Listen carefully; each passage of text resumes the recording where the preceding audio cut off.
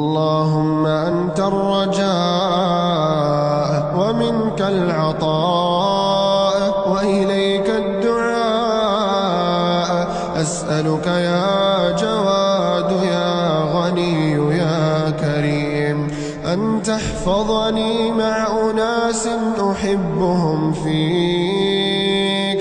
اللهم في الجنة أسكنني وأسكنهم، وعن النار أبعدني وأبعدهم، ومن رزقك الحلال رزقني ورزقهم، ومن العافية زدني وزدهم، وبمغفرتك اغفر لي واغفر لهم، وبرحمتك ارحمني وارحمهم يا سميع الدعاء.